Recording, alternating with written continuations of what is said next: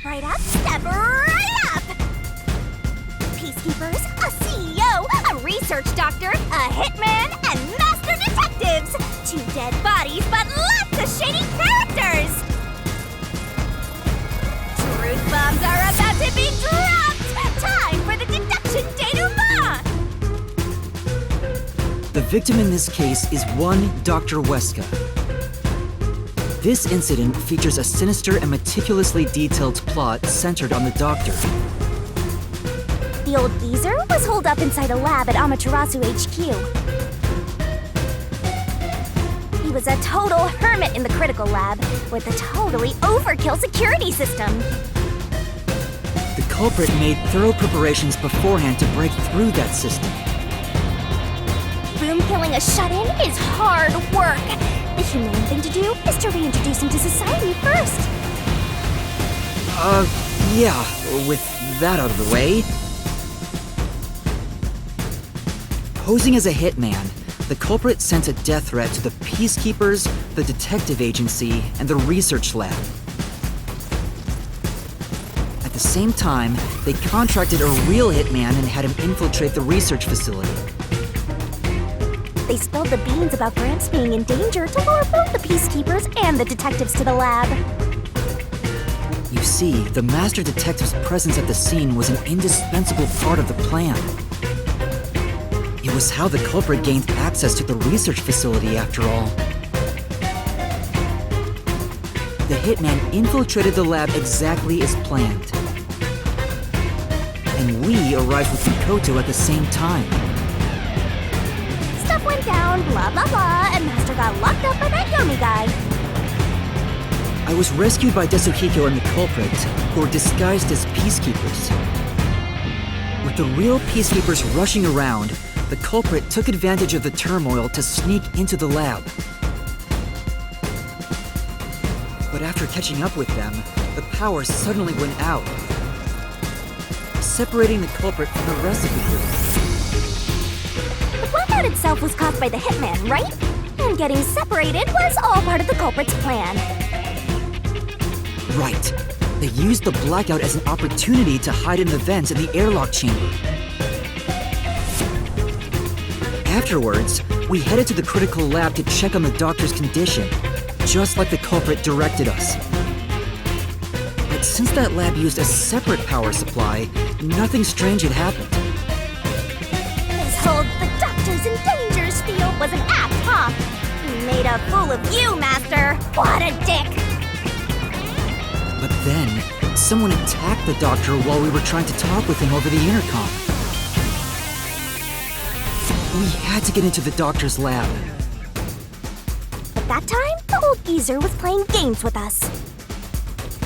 And he even tried to kill you and the others with a trap!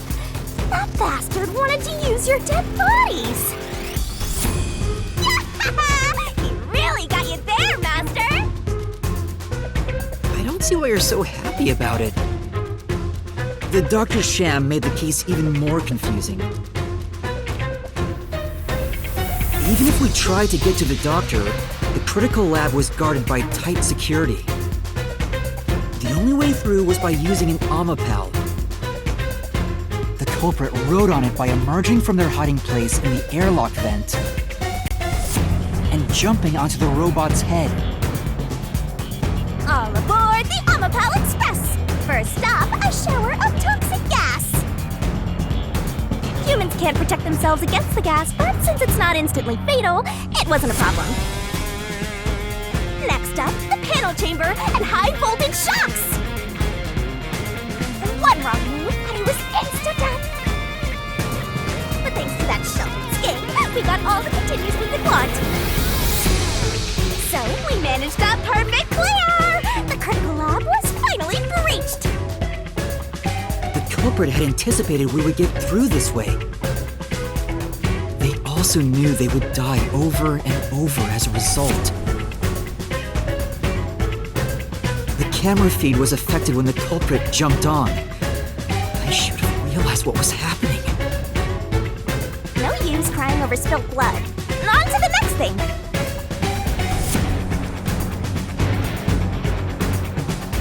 Where were we? door to the doctor's lab, Amapal had to reach out its arm and hit a switch. And when the door opened wide enough for a person to squeeze through, the killer snuck inside. Amapal can't follow any new commands while its arm is extended, so the culprit didn't show up on the camera. Then, the culprit boom killed the old geezer using the same knife as the hitman. Gramps was pretty much deaf, so a backstab was easy peasy. Then, the murderer tried to leave the room before Amapal entered. They knocked the robot over on the way out. They then went back into the airlock chamber vent to wait for you and the others to go by.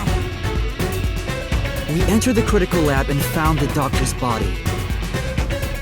The culprit used that time to get out of the vent and head for the hallway. That was when they were found by the hitman and stabbed. They'd already been in contact with the toxic gas, so death was inevitable. However, dying by gas would expose them as the doctor's killer. So they hired the hitman to kill them, thereby concealing any involvement.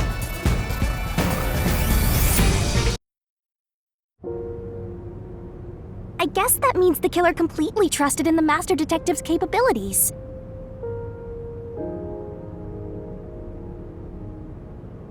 They knew those powers would get them close to the doctor. But why were they willing to die to hide the crime? I can't say for certain. Was it his pride as a detective? Did he simply not want his friends to know? Whatever it may be, I'm prepared to face the truth. The culprit who murdered Dr. Weska and even included his own death in the plot. Yako Furio! It was you!